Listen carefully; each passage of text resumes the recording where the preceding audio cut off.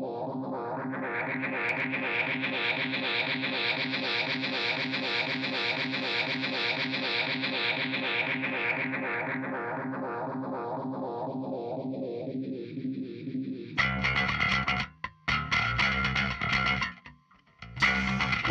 to another episode of the Daily Chat Podcast, where we talk about all things awesome and nerdy. First off, I'm just going to start this off by saying heavy spoiler warning on this one, right, Dan? Oh yeah, big time. Yeah, big time. We even put a sign on the door because we are in an office building where we have to share space, and we're just letting other people know that we're talking about Infinity War. There's a sign on the door, there's a sock on the doorknob, there's all sorts of... There's also sorts of things on the doorknob. All things that basically say, stay away. Stay away. Stay away. Here be dragons. Here be dragons. I thought that was Western Massachusetts. No, it was Western Massachusetts. All right, at any rate. So I got Dan Tundis returning, as always, for these types of things. What's up? So, yeah, like I said, spoiler warning, we're talking about Avengers Infinity War. The most ambitious crossover in movie history. In movie history. It actually didn't lie. But probably true. No, I yeah. can't think of a more ambitious crossover. No, considering the fact that they had, I don't know how many A-list actors that usually demand a minimum of $25 million for a movie. It's funny, I was reading a review of, it wasn't even a review, it was because I was curious of, the schedule for upcoming Marvel movies, when things are slated to come out, and it did, Ant-Man and the Wasp, featuring... Paul Rudd and Eileen blah blah blah, and it went through everything, and it came up to Avengers Infinity War. It was featuring everyone. It literally just said everyone. It was just hyperlinked. Which that's a lie. That is a lie, by the way. There were some characters missing there. There were some characters noticeably missing. When we're wondering where they are. Well, we found the answer to why Hawkeye wasn't on any of the posters, or Ant-Man. Because he pretty much was like, I'm good. I'm done. I'm done doing this shit. But then at the end we're getting ahead of ourselves. Yeah, we'll worry about the end later.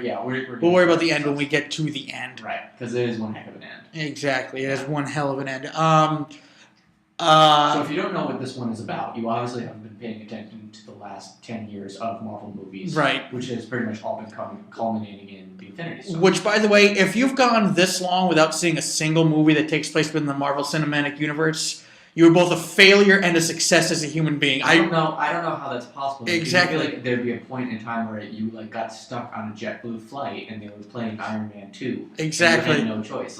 Exactly. I was on a flight not too long ago when they were playing Guardians of the Galaxy Volume 2, and it wasn't one of those airplanes where everyone gets a TV in the back of the headrest. It was nope, this is the TV. This is what you're watching. Oh, you mean the big projector in the middle? No, it wasn't. No, this is not the 70s, Kyle. No, it was the ones that they fold out from tops every 3 seats or every. Oh. You know what I mean? Those ones. That's the devil. Yeah, usually they're the worst because then you end up watching something that you don't want to see. I definitely have seen more rom-coms on that format than I've ever seen in my entire life. But then you were like, oh, sweet. Yeah, it was Guardians of the Galaxy Volume 2 because I was actually opening up my laptop to watch Guardians of the Galaxy Volume 1 because I owned it, and there was Guardians of the Galaxy Volume 2, and I was like, oh, well, whatever. What's up? How you doing? It makes a difference.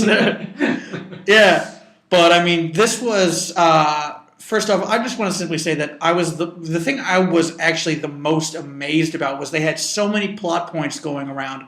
So many different characters. There were, honestly, with the exception of the said Hawkeye, Ant-Man, Korg, and Valkyrie, I feel like just about every single character but that has fought in the MCU. I know there was no Aunt May, but Aunt May never shows up for this kind of stuff anyway. Right. There was definitely some noticeable misses from the secondary cast. Or even, I wouldn't even say secondary, I would say third, Korg. I was expecting Korg to show up. Valkyrie too, same thing. So let's just paint the picture. She was noticeably absent. Yeah, let's just paint the picture. If you haven't seen Thor Ragnarok, you're an idiot. But even me who, I'm just kidding, but even me who kind of rags on that movie sometimes. Like I've said before, it is a good, as an actual movie, it was great. I just can't stand the marketing campaign that they had for it. Right. But at any rate, Thor Ragnarok post-credit scene shows Loki, Thor, and the rest of Asgard just chilling on a spaceship. Right. Valkyrie and Korg included. In fact, I'm pretty sure Korg got the last line before the credits rolled. And what happened? Oh yeah, and basically they're just chilling out in space, and then all of a sudden, out of nowhere, Thanos' ship shows up. Yeah.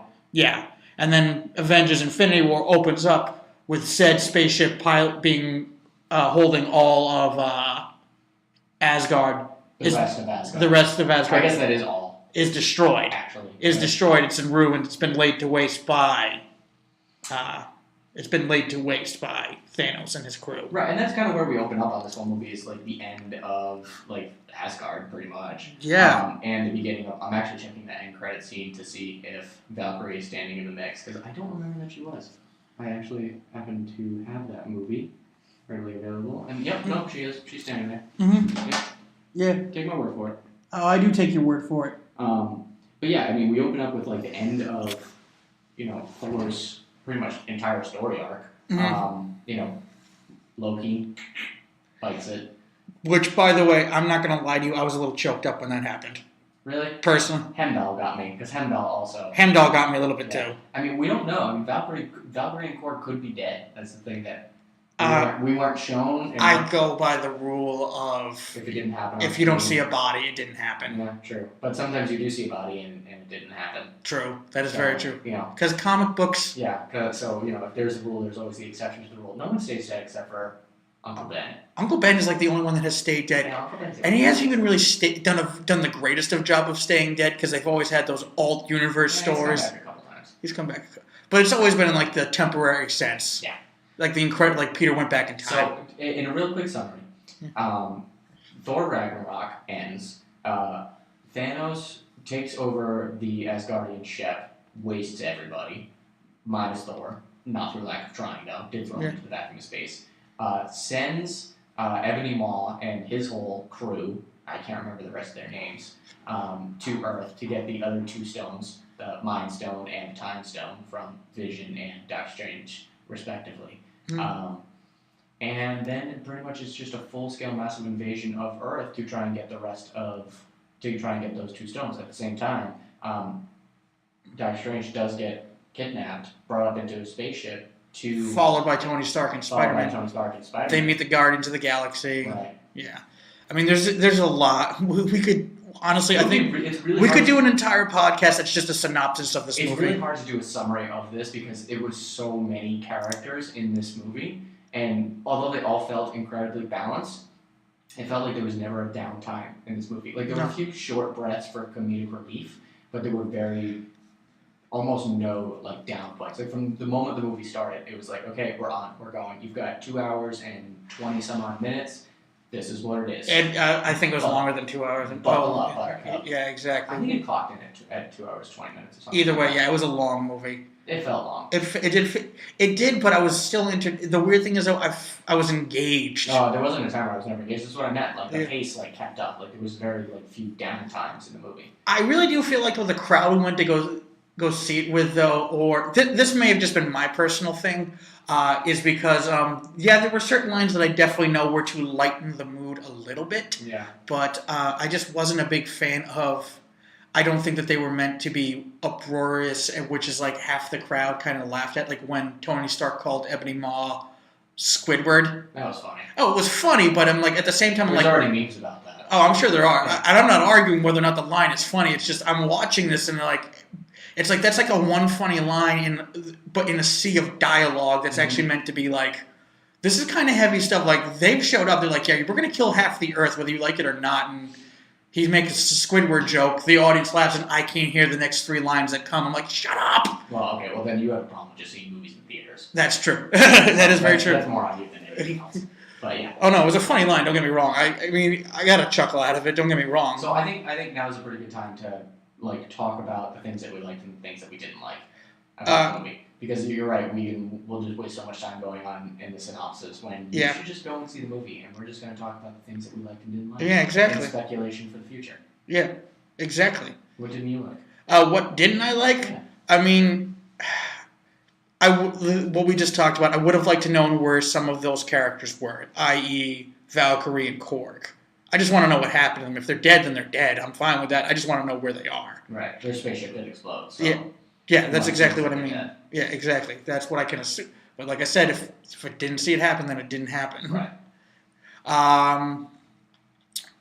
Like I said, just a few times I think maybe like a joke shouldn't have been put there, but whatever. Like it's nothing serious. Like I'm trying to think of something truly serious to talk about when it comes to this movie that I didn't like, and I can't think of anything specific. Okay, I got a couple. Okay. Okay. I had a big problem with like Vision in this movie. Okay. And only because Vision was so overpowered in Age of Ultron, where he just came in and just wrecked. Yeah. Like Ultron was an enemy that like none of the other Avengers could individually handle, or even in groups of like small groups of 2s or 3s. Right. They could do anything about. Yeah. But yeah, we're good. Keep going. I was just checking the microphone. Go on. But in this one, like he kind of gets like he gets thrown around a lot. He gets thrown around a lot, but he gets like beat up at the beginning like once. And I mean, he does get like stabbed to his back, like it was a pretty serious injury. But then the rest of the time, all the Avengers are worried about protecting Vision, and like Vision's supposed to be a powerhouse. And this also dovetails into another one of my issues that I have with it, is that the Infinity Stones are like the most powerful objects in the universe, right? Like individually, yes, but together even more so. And then we have 2, and Thanos even makes a line alluding to this, is like you have these stones, like why don't you use them? Why don't you use them? And it's like, yeah, dude. That's a kind of a good point, though. That's actually a really good point. It's like, why not try and make the effort to actually use them? Like, Thanos turns back time to go and re-kill Vision, which was brutal, by the way. That was like some Mortal Kombat level stuff. Like, yeah, I mean, I understand, and like the big excuse that they wrote for themselves in the script was that Doctor Strange saw 140 million different situations and only one where we live, whereas assumed that it's the one where he gives Thanos the stone and we go into the end game, right? That's the one that we assume is the one that works. So that way at the end of the day, everyone can go like, oh, it all worked out. But speak up a little bit more. But it's also like, we could have just tried to use the stones a little bit more, and maybe saved ourselves some deaths and some hassle along the way. No, I get that. That is actually a very, very valid point. And Vision was just so underpowered in this one. He was so underwhelming. They've been... I saw, I think it was either Watch Mojo or WhatCulture.com, one of those guys. And one thing that they've been doing since his introduction was they've been depowering Vision. In the comics or in the movie? In the movie. Oh. In the movie. I think they even made a point how, he even seems a little bit weaker or a little bit more flawed at the very least in Civil War. I can't remember the exact things that they said, but it's kind of like he could do this in Age of Ultron, but then he could do this in Civil War. But the thing in Civil War that I understood is that he's not trying too hard, which makes sense for him and his character, because he's not trying to actively hurt people. Yeah, hurt or kill or maim people, and when he actually does put in a little bit of effort, when he accidentally puts in a little bit of effort, Rhodey gets paralyzed. True. So I got that. I didn't have that is a fair point. I didn't have an issue with that he was pulling his punches. I mean, it was the same thing with Clint and Wanda, earlier when Clint takes Wanda from the compound to... You were pulling your punches. Yeah, you were pulling your punches, and Wanda gets the upper hand on him, which again is understandable for one, because he's not trying to hurt Wanda or Clint. Yeah. Really more Wanda, but mostly... He doesn't want to hurt anybody. It's about anybody. So I get that, but in this one it was just the whole time they were oh my god, it felt like Vision was made out of glass. Yeah. The entire movie. I'll give you that. But it was oh my god, are you worried that if you leave this dude alone for more than 20 minutes, he's going to stick his finger in a light socket? Mm-hmm. What's the actual beef here? So that was one thing that did kind of irk me. One thing that did kind of irk me, actually, and it's only because over the course of this entire franchise, he's been the number 2 face, at the very least, was the fact, and we've seen him in a bunch of other movies, is the fact that I felt like Cap took kind of a back seat in this movie. But I also understand that, and it's something you and I have these conversations offline all the time, is that Captain America has absolutely no business being there. No. There's a whole host of pretty much every single hero that was on the ground in Wakanda, with the exception of the Incredible Hulk, who wasn't there, but Bruce Banner. Have absolutely no business being in the same. I think other than the fact that even Spider-Man. Yeah, I was about to say though, other than the fact that the battle took place on his front door, probably which gives him a huge advantage. And an even bigger reason. But at the end of the day, if you were Black Panther, why is he there? If you were going to 1v1 me, yeah, and it was Thanos versus Captain America. Well, if we're also going this too with why is Stark there? Yeah, but Stark always kind of has like a few tricks. At least Tony Stark is like the equivalent of like Batman to the MCU, right? Like he's always got a gizmo or a gadget or thought 3 steps ahead and has some sort of a plan, like to kind of develop. And like Cap is always written in there as like the master tactician, team leader, which makes sense. But like if you're talking like 1v1, so it makes sense when Cap is there in like the group setting. But like if you're talking like 1v1. Oh yeah. Yeah, no, you really don't want Cap versus Thanos. You need like someone. Well, they show that in the comic. Yeah, you need when he's given Thanos that speech, like you're basically Cap is saying you're an asshole, Thanos, and Thanos just smacks him dead. Yeah. Dead. Right. Gone. Right. And I feel like Cap usually ends up giving that speech to everyone. Just about everyone. Yeah. And like justifying your own existence in that moment to this cosmic being. Because Cap versus the Red Skull, which is something I want to talk about. Yeah. Like that makes sense, and those are like heroes on a level playing field. But like one thing that I did notice though, and speaking of power levels, was how god level Thor became all of a sudden. Once he got Stormbreaker. Could you like hear how excited I was from like 3 rows back? No. Did you hear my big huge sigh because I love Vader and Bill. I just hate the name more than anything. Really, that's what it is. It's just feel it. It's just the name. Do you not like the name Stormbreaker? No, Stormbreaker is an awesome name. Stormbreaker is an awesome name. Stormbreaker is an awesome name. In fact, I kind of like it better than Mjolnir, to be quite honest with you. Yeah. Just because it's easier to pronounce. Well, it's easier to spell too. Tomato. Mjolnir has like a weird J in it somewhere. Yeah. I think it's like MJOLNIER. But at any rate, the big thing I want. I don't care. I thought it was awesome. I thought that part was awesome. That final battle might have actually finally topped the Battle of New York. You know, it was funny because I was watching the battle in Wakanda. Is that the one you're talking about? Yeah. We've never really gotten like the Battle of New York wasn't like this. We've never gotten like a war battle. Right. You know what I mean? Like, this was a war. This was a war. This was like Gettysburg kind of thing. Yeah, there was like soldiers on the front lines. There was like tanks. There was like aerial support. Not as much aerial support as I think that you need. If we're being honest, they had like Falcon. Which is weird because they had a whole bunch of jets in the movie in Black Panther. We remember that from Black Panther. In fact, the whole climax was centered around 2 jets leaving. Right. So I'm wondering if did Wakanda decrease their air force afterwards? Did they send them all to San Francisco for security? Which, by the way, how she got back to she got from the Bay Area to Wakanda pretty quick. Who did? Suri. I think it was already in Wakanda. I know, but it was just like the movie ends with her in Oakland. Well, the movie, but we don't know exactly how much time. Like, I'm just trying to make a silly joke. I'm sorry. Yeah, no, I was gonna say. I mean, I feel like there was still a good like chunk of time between Black Panther and Infinity War. No, there definitely was. Yeah, there was definitely because not a lot of time. No, what is it? Black Panther. What was it? They open up with Black Panther. That it takes place. It opens up like pretty much 2 weeks after the event, after the Sokovia Accords are signed and the Geneva Conventions in Geneva is blown up. Right. Yeah, so there was definitely some time in between because I think like Wakanda took place like 2 years ago. How long has it been? 2 years since Civil War? Yeah, because that's what they keep. That's what. 2 years ago was Civil War, and Infinity War took place like today, pretty much. Right. Yeah. Yeah, the timeline's weird. I think you can just about follow it like to the course of the movie release dates, like plus or minus a year for the big events: Civil War, Sokovia, New York.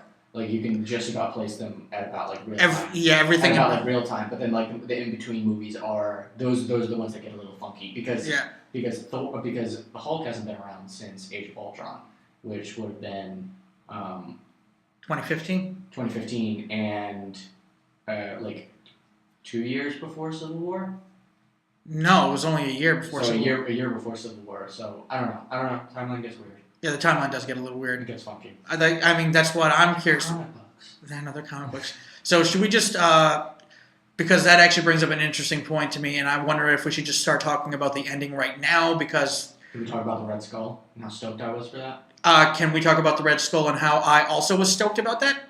I was not expecting the Red Skull. I kind of wasn't either, no, to be quite honest with you. I mean, I was hoping we'd get an answer about him at some point in the MCU, and I'm glad we finally got it, because he didn't really die. Well, it's just like, that's like the whole Soul Stone thing, right? It's like the Soul Stone, like no one like dies because of the Soul Stone, they just become like trapped, and that's like the whole thing that's going on with Gamora. Do you know this? Am I giving up too much now? I kind of gathered that a little bit. Yeah, so I know like in current comics and in some past threads, there's been like Gamora's like essence is like also trapped in the Soul Stone at the same time that she's like existing out in the universe, and like there's like always been like some reconciliation between the two of those. Right. So that's like one thing that they're definitely like riffing off of for this movie, which I think is like the same type of thing that's going on with the Red Skull. I don't actually think that is the physical Red Skull that's on that planet. Well, which one did he hit? Well, which stone was he after again? What's the blue one? It wasn't the Soul Stone. No, the reality was the red one. The Tesseract. Reality is the red one. Tesseract is the space. That may have been. That would actually make the most sense to me. Yeah. Because he went through space. He traveled through space. I don't think that's the actual. No, but I don't think that's the actual Red Skull. I think that's his soul that's trapped. I don't think it is. I think that's the Red Skull. I do, because that would explain, because at like the end of the movie, like with Thanos, and he's like talking with young Gamora, like that's not young Gamora who traveled through space. Like Gamora's already an adult. Like that's her essence trapped in the Soul Stone. No, I get that. That I totally get. I think that's actually the Red Skull. I disagree. Whatever. It's not like it really matters. I think the real Red Skull is the skeleton at the bottom of the Atlantic Ocean. Okay. Even though we totally saw him get vaporized by the Tesseract.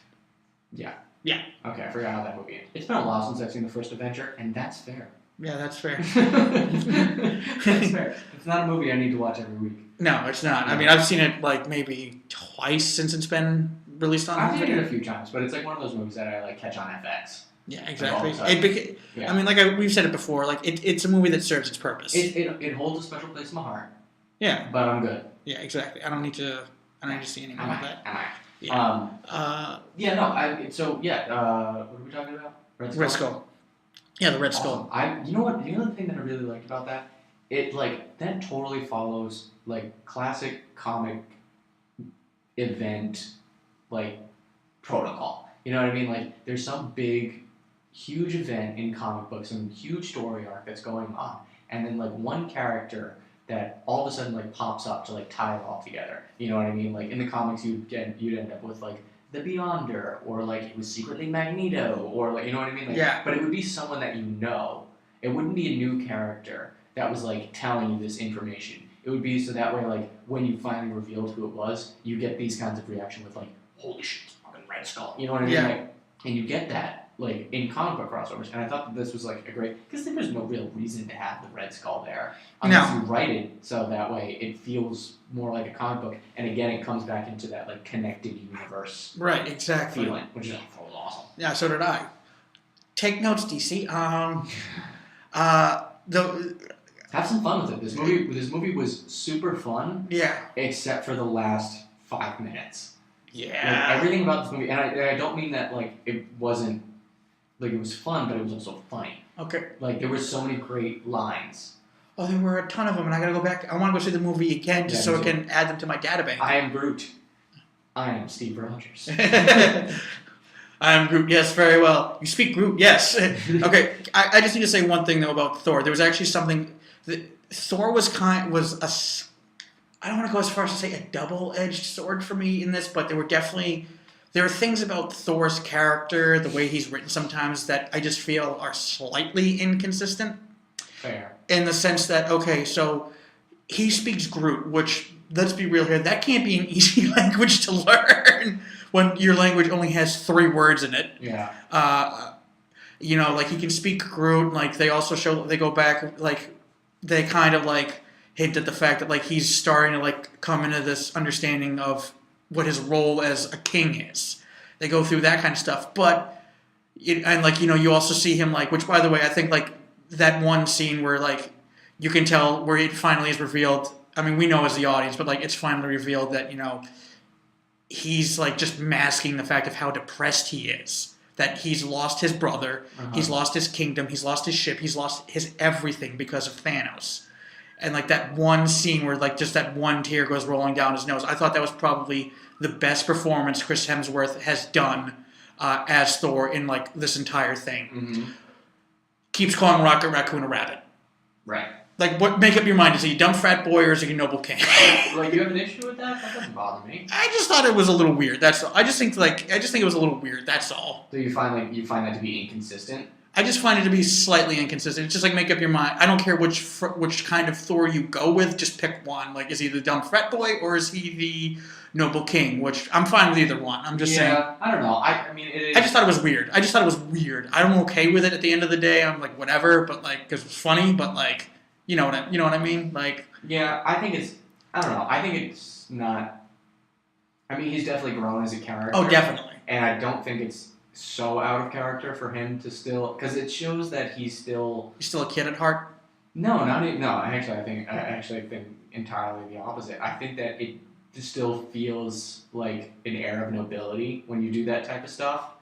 You know what I mean? Like, yeah, I know your name is Rocket. I'm just gonna call you Rabbit. Okay, maybe I don't care what your real name is. I'm gonna call you whatever I want because I'm important you or not. Maybe I misread it then. Yeah, I mean that's how I interpreted it as, and maybe it is like dumb frat boyish, but it's funny because it's also the kind of thing that you can see like Sir Anthony Hopkins as Odin doing.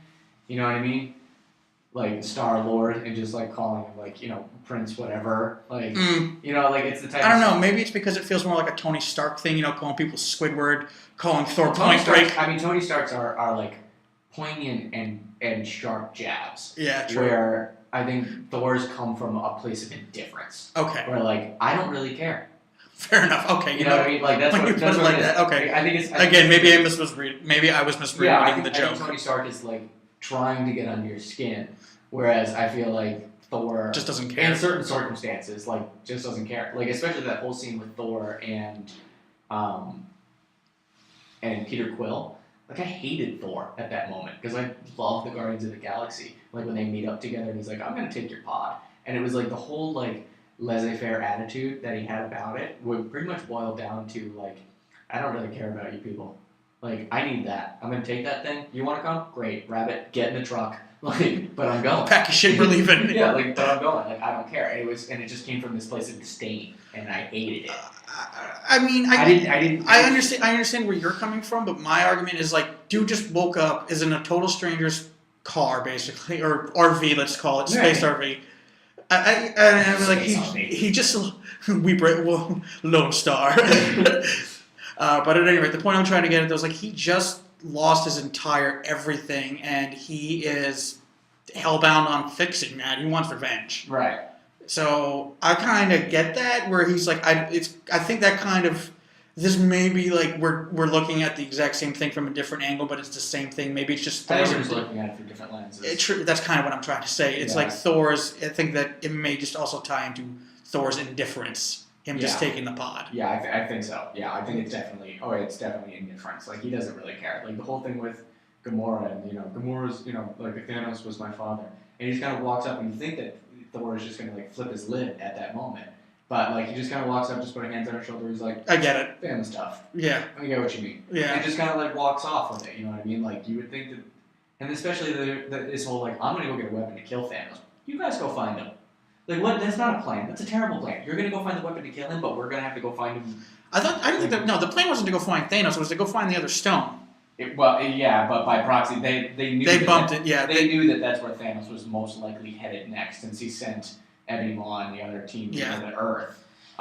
So that was like the most likely place for him to go. Exactly. But again, like I don't think it was a bad plan because they were also convinced that it would work. I think it was a bad plan because I feel like Thor wasn't even serious when he said it. He was like, "Yeah, go find the next." True enough. You know, I'm just saying that one scene. The thing that's not my objective. My objective is to not find the next stone. My objective is to put my axe through Thanos' should have been hit. Should have been hit.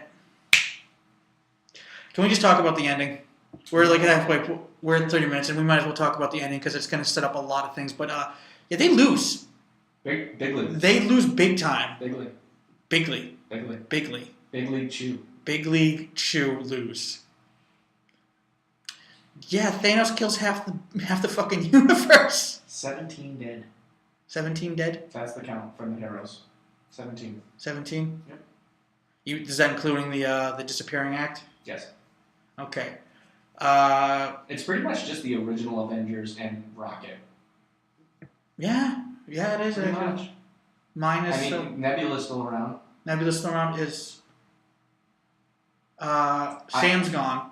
Yeah, Rhodey's still around. Rhodey's still around. Which I'm gonna still count that as original Avengers only because he predates the Avengers. True enough. Technically. No, not even technically. No, actually. he does. He was in the. He's the oldest sidekick in the entire MCU. Right.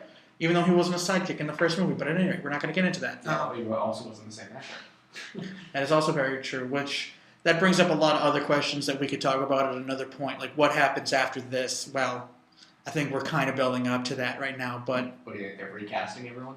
I wouldn't be surprised if they. Okay, first off, I don't think everyone's gone for good. The people that vanished. No, obviously. Yeah. No, they're coming back. Yeah, they're making plans for Marvel movies through 2025. Yeah, exactly. They can't keep everyone. And Feige says everyone who died in this movie is staying dead. I'm kind of like, no, Spider-Man's coming back. You're not like once you see Spider-Man die, you're like that's the #1 selling superhero. Do you know how many hearts you broke last night or over the course of this weekend by killing off like Black Panther and Spider-Man alone? Just those two. Yeah. Just those two. Yeah. You know how many hearts you broke?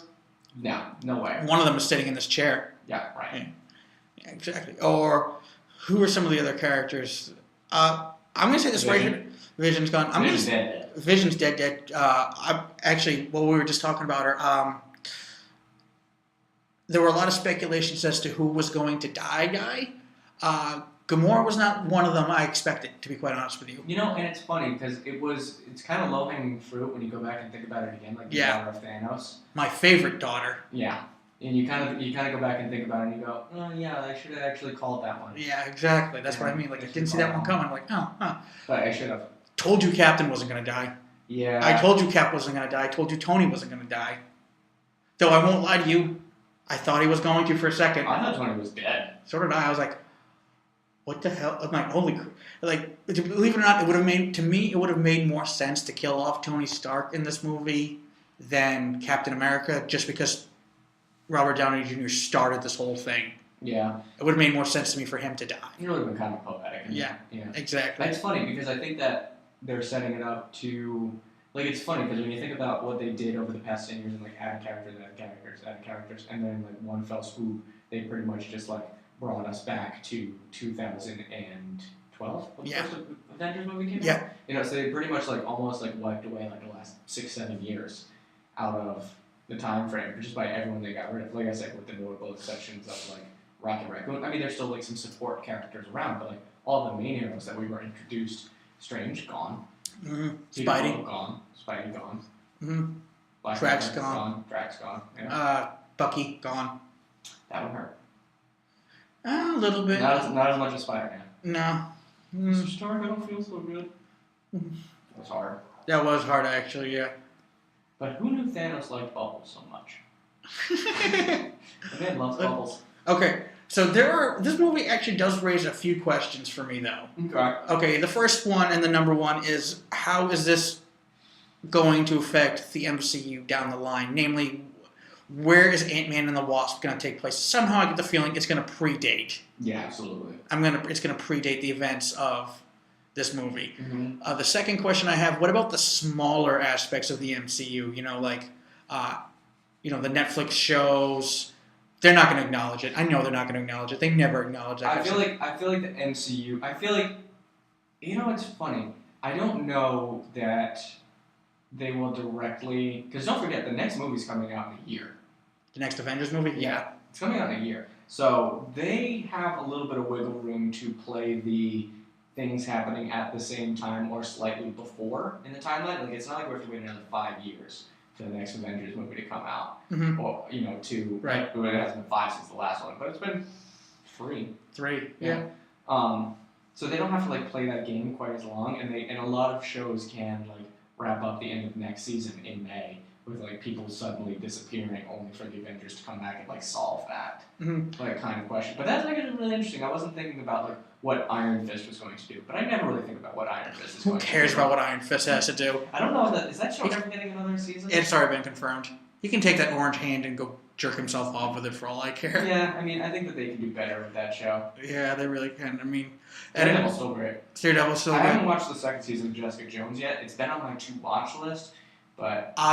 if we're going to sidebar real quick, I personally liked at the very least, the pacing of this season better. Right. Because my problem with the first season was always once Hope kills herself, you're like, oh, okay, we're in the end game now. Like one episode, maybe two, and then we're going to kill Kilgrave, and that's going to be the end of the season. No, we had like 4 more episodes after that. There was so much. That's one thing I feel about, and I've never been able to nail down if it's the fact that there's too many episodes in season, or if it's because I binge watch them and I forget to like appreciate the exposition and backstory between each episodes. So I get that. I understand that. It's just for me, it's like it was just like we didn't need those 3 more episodes. Mm-hmm. That was just it. And the other one I'm actually curious about, and I know you don't give a damn, but I'm only bringing this up because it is, out of all the shows, it is the quote-unquote most tightly connected Agents of S.H.I.E.L.D. Agents of S.H.I.E.L.D. because... I'm just wondering what the Runaways is going to do, Kyle. What are the Runaways? Who gives a damn about the Runaways? Or the Cloak and Dagger. What's Cloak and Dagger going to be? Yeah, I don't care about that. I don't care about them at all. I mean, I actually tortured myself and watched the Runaways. It was awful.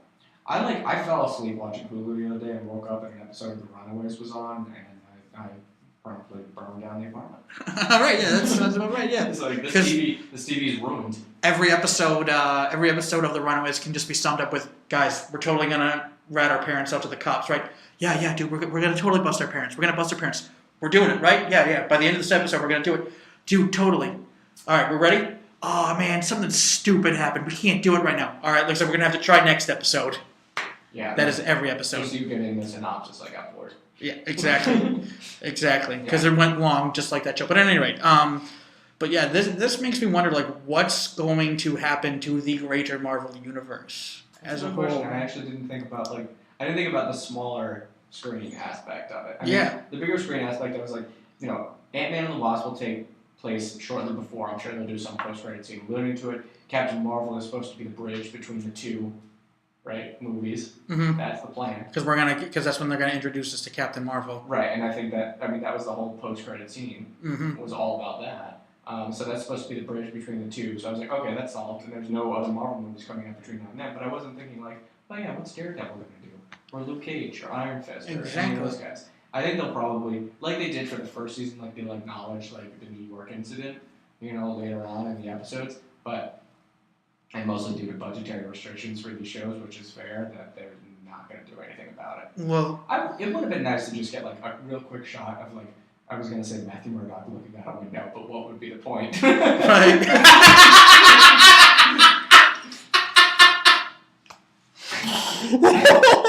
That took a second. I was like, wait a minute. Oh, right. He's blind. That's his whole shtick. But I was going to say, the big flying donut is over. Well, here's what I'm trying to say, and I didn't necessarily like how they handled it at the time because I didn't see the movie yet, but this episode of Agents of S.H.I.E.L.D. that came out the same opening weekend as the movie, they made just a quick throwaway line that acknowledged what happened in the movie. Like one character looked to the other and said, "Hey, what do you think's going on? What do you think about all this stuff happening in New York? I haven't been keeping up with the news. It's too crazy."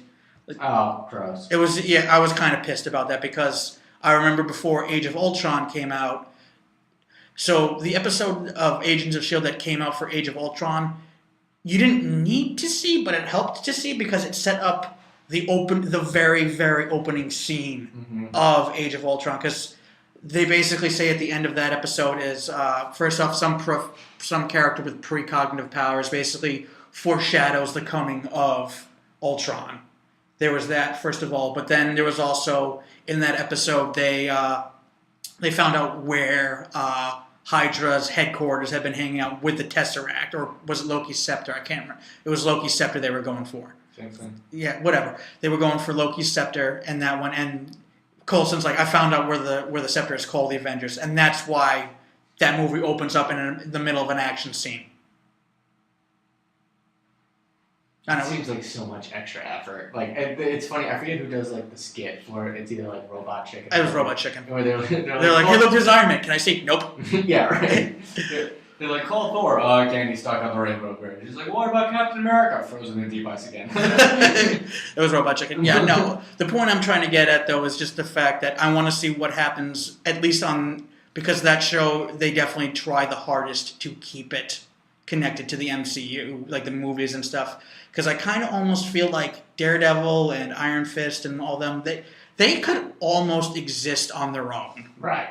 Like they could basically. And they kind of do. Yeah, they kind of do. They Yeah, kind of pretty much already which do. I don't.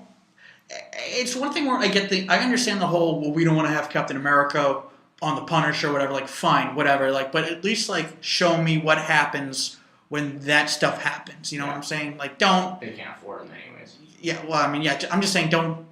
Like, maybe not in this upcoming season of Daredevil acknowledge the fact that Thanos made half the universe go bye-bye. Mm-hmm. But at the very least, next season, be like, man, can't believe, thank God the Avengers did that to fix this issue. You know what I mean? Like, at least just do that. You know what I mean? Yeah. And down the line, too, I'm wondering what's going to happen with these movies, you know, aside from when they reset the status quo in the next movie. Pretty much. Yeah. I mean, that's exactly what happens all the time. I mean, just think about it in terms of comic books. It's like, oh, relaunching, all new, Marvel now. Right. You know, nothing is ever going to be the same as it was before. Spider-Man's uncle still dead? Yeah, same as before.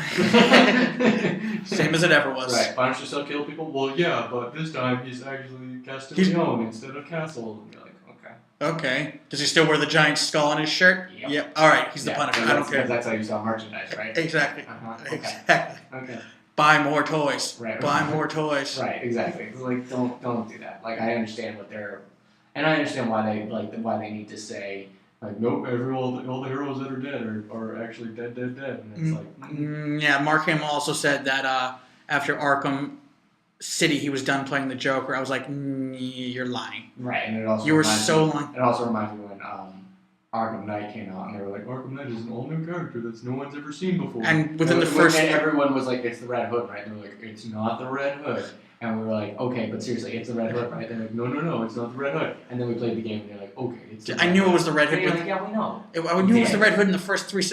That scene where you meet the Arkham Knight for the first time, and he's just expositing, like, I know this much about Batman. Shoot here, and here, because that's where the armor's weakness. Don't let him do this, because this is what he'll do, blah, blah, blah, blah, blah. I'm like, oh... So, hi, Jason. Right. Yeah. Exactly. What's up, dude? How you been? Like, not good. You're not dead anymore. You're not dead, apparently. Like, so. You got that going for you. Exactly. Which is nice. Exactly. What would you say are actually some of the things that you liked the best about this movie? I mean, I like the whole movie. I always like to see Wakanda. That's awesome. Every time I see Wakanda, I feel like they're doing something like new and cool and different. Like they kind of do it. They kind of did it last time in the movie, where like everyone had like those shield capes. Yeah. Things. That was badass. Yeah. That was awesome. I was gonna say what are some things. I mean, so many great fight scenes. The big war battle was awesome, but it was a little hard to follow at times. And I wonder if that was just because it was literally so big in front of us on the screen that I was like doing this. Like yeah, we were kind of close. Yeah, we were pretty close. Yeah, I mean, there wasn't a lot I didn't like about it. I mean, I love everything that happens in space. Everything that happens on Earth, I care a little bit less about. I think that just comes into like a little bit more of my personal preferences on movies overall, and finding that as like these movie series like grow and develop more and more, that I care less and less about like Captain America's Civil War as I do like Guardians of the Galaxy Volume 2. And I think it's just because of like pace and tone, and they're a little bit more fun, and they've got a great 70s soundtrack, which, as you know, is my favorite decade of music. Right, exactly. Yeah. I would mostly agree on that one as well. Mostly. I mean, I definitely like it better than what is. Really? Mm-hmm.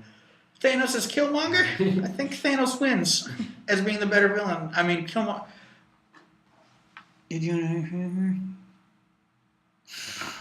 That's up there with with one of my favorite fake Legos, which is the Alderaan playset. It's just a bunch of brown bricks in a pile. Man. I want to say that this movie was actually full of a lot of fuck yeah moments. Mm-hmm. Yeah. And I won't lie to you, actually, there were moments where I genuinely thought, for that split second, I thought, they might actually win, and then Thanos goes, you should have aimed for the head. I was like, oh, no, we're dead. Yeah. Like, for that split second, because... It's funny, because, right up until the end, because I knew they were never going to win, but right up until the very end, I'm sitting there and going, they might pull this out, guys. Yeah, because when you saw how... The fact that Stormbreaker was actually... And I feel like maybe Avengers Part 2 is just a picnic. And everyone just brings, Oh yeah. Nobody touched Natasha's 3-bean salad. No. Nobody touched Yeah, that. no. Nobody touched that. But Are you kidding me? An Avengers picnic, Tony Stark would just hire like every single 7-star. That's right, I said 7-star restaurant in all of Manhattan to cater for it, Yeah, and I feel like Thor just brings in some huge roasted beast from another dimension. and like gallons of mead. And gallons of meat, right? That'd actually be a party. That'd be awesome. Yeah, that would be actually awesome. I don't know what I would have to say is my absolute favorite part of this movie. Is I'm gonna have to rewatch it again, but rewatch it again. I'm gonna have to watch it again. Like I said, there was definitely full of a lot of fuck yeah moments. For the most part, the action was just so solid throughout this movie. The action sequences were just so solid. Mm-hmm. The humor was like even though despite I may have said I've had some minor grievances about certain things, that was just my own personal taste. The humor was spot on. I especially love the part where both Thor and Steve take a minute out of the battle, just like, oh, new haircut, huh? Yeah. I see you've grown a beard out just like I have. Yeah, well. And then they go back to fighting. I'm just like, okay, you know what? That's the kind of stuff I like. And you know what? It's kind of funny, too, because that's also, I feel, one of the things that separates the Avengers from the Justice League is with the Avengers, you actually feel like they're friends, almost. Right. Whereas the Justice League, they're more like co-workers. They're like, yeah, disgruntled colleagues at best. Yeah, exactly. With the only exception being Batman and You know, Superman. one thing that I had as like a takeaway, it's funny you say that. One thing I had in a takeaway, the one thing that I had in a takeaway from this is that it's not good to be in a relationship when Thanos is around. If you're in a relationship, you're pretty much doomed. Peter and Gamora, Vision and Natasha. Wanda. No, not Wanda. Yeah. Yeah, but yeah, no, not doing so good. Even like best friends, Cap and Captain Bucky. Steve. Yeah, Bucky and Steve. Cap and Bucky. Nope. And Falcon for that matter. Yeah, and Falcon. But yeah. Though James and Tony are still together. James and Tony are still together. Yeah, true. Yeah, true. We don't know what happened to Pepper. Right. That's going to be interesting to see the following movie. Well, actually, we're not going to see any following movies that take I think place. Nebula's going to drop Tony back off. She kind of has to at this point. Does she know?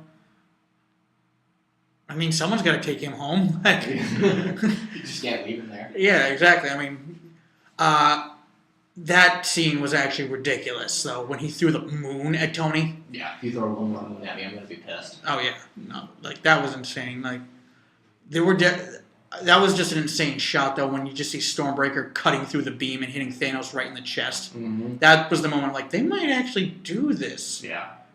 Oh, no. So if Thor plants his axe handle, do we get a new group? That's a good question, actually. That is a good And question. would that also have the powers of an Asgardian? Groot? Yeah. Asgardian Groot? Asgardian Groot? That'd be badass. I am Thor. I am Thor. Yes, you are. I am Thor. I am Thor. Thoughts and predictions for the next one? Thoughts and fine. Let's just do that then. My prediction is number one: anybody who disappeared is going to come back.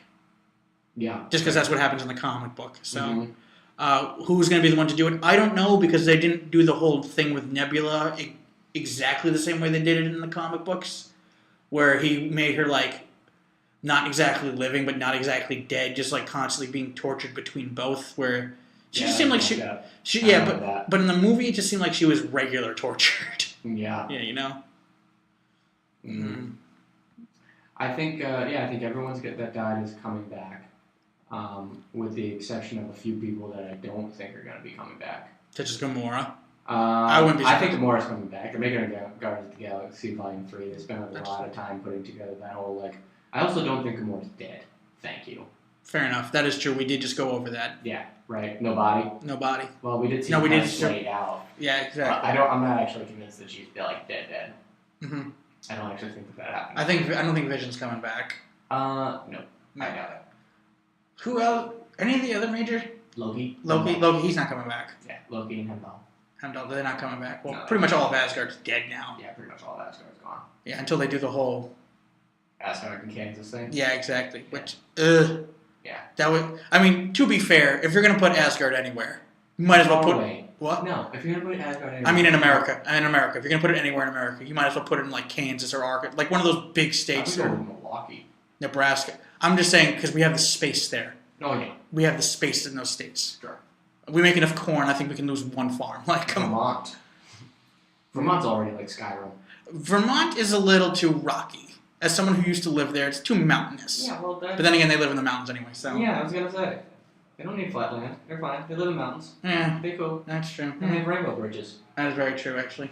They're And fine. Vermont is very all about, let's be gay friendly, so they'd love the Rainbow Bridge. Yeah, I had to make that pun. Yeah, you did. So at any rate, my biggest prediction is Carol Danvers is going to show up and beat the ever-living crap out of Thanos and snap his neck. Okay. I'm kind of hoping Thor gets it, but. Maybe they all do. Mm-hmm.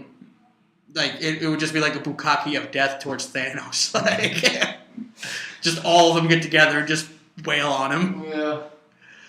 What about you? What do you think? I think Carol Danvers is going to play a big part in unlocking the way to defeat Thanos, but I don't think that she's going to get that opportunity. Do you think we're going to see her? Are we going to see her in the next Avengers movie? They wanted to introduce her in Age of Ultron. They but did? Yeah. Well, they didn't even have the actress cast yet at that point. No, but it was like an early script idea. Yeah. Was to bring in Captain Marvel. But they did not. Which I would have liked to have seen. Maybe she wakes up Adam Warlock. Who knows? Well, Adam Warlock is floating around in space. With those, what were those group of people called? The gold ones? I can't remember it, but it'll come to me. Yeah. They were just mad and they played video games to kill people. Which, by the way, I'll never forget that. When I saw that in the theaters, I died. The sound effects. Yeah, exactly. Oh, that was so great. Mm-hmm. And they were just saying. The best part was definitely the high score scene, Mm-hmm. the high score shot. Oh god, that was great. You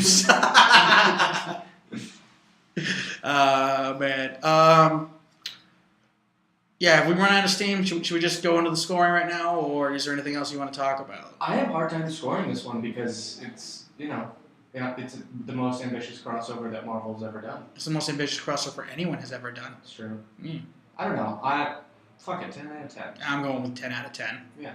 I don't know. I mean, my like negative things about it are like So minuscule. well, not even minuscule, but like easily explained, and you could debate them. You know what I mean? Okay, actually, there was one thing with there was that green screen shot of Bruce Banner's head in the In the Hulk Smasher Iron Man suit. Hulkbuster. That just looked awful, and you could tell it was a total rush job. Mm. That looked awful.